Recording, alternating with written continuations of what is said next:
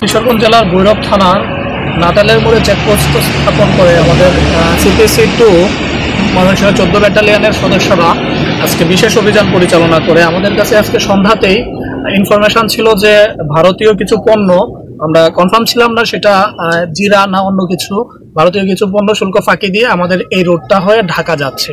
তো আমরা এই সংবাদের ভিত্তিতে আমাদের একটা বিশেষ টিম গঠন করি এবং নাটালের মোড়ে সেই টিমটাকে অবস্থান করাই পণ্য আটক করার জন্য।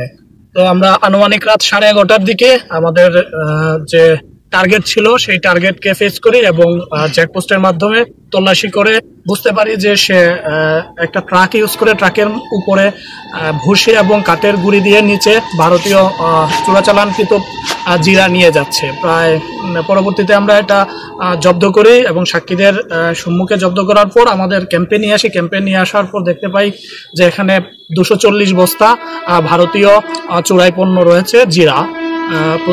প্রতি বস্তাতে 30 কেজি করে 7200 কেজি ভারতীয় জিরা, যার আনুমানিক বাজার মূল্য যদি আমরা পাইকারি রেটে ধরি সেই ক্ষেত্রে 700 টাকা করে ধরলেও সেটা 50,40,000 টাকার উপরে ওঠে। তো আমরা বলতে পারি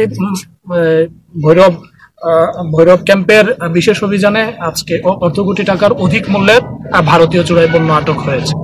আটক আছে একজন, সে হচ্ছে গাড়ির ড্রাইভার ইউসুফ আলী, তার নাম 33। প্রাথমিক জিজ্ঞাসাবাদে জানা যায় তার বাড়ি চাঁপাইনবাবগঞ্জ। প্রাথমিক জিজ্ঞাসাবাদে যেটা জানা গেল তাকে একজন লোড করে দিয়েছে, কিন্তু সে এখনো আমাদেরকে কনফার্ম করে নাই ওইটার মালিককে কোথায় নিয়ে যাচ্ছে। ঢাকা নিয়ে যাচ্ছে, বাট পার্টিকুলার কোনো ব্যক্তির নাম সে এখন পর্যন্ত বলেনি। আমরা তাকে আরো জিজ্ঞাসাবাদ করব এবং থানা পুলিশের সহায়তা নিয়ে তার সাথে কথোপকথনের মাধ্যমে এটা প্রকৃত মালিককে সেটা যাচাই করার প্রচেষ্টা করব এবং এই বিষয়ে ভৈরব থানায় একটি মামলা দায়েরের প্রস্তুতি অলরেডি চলছে।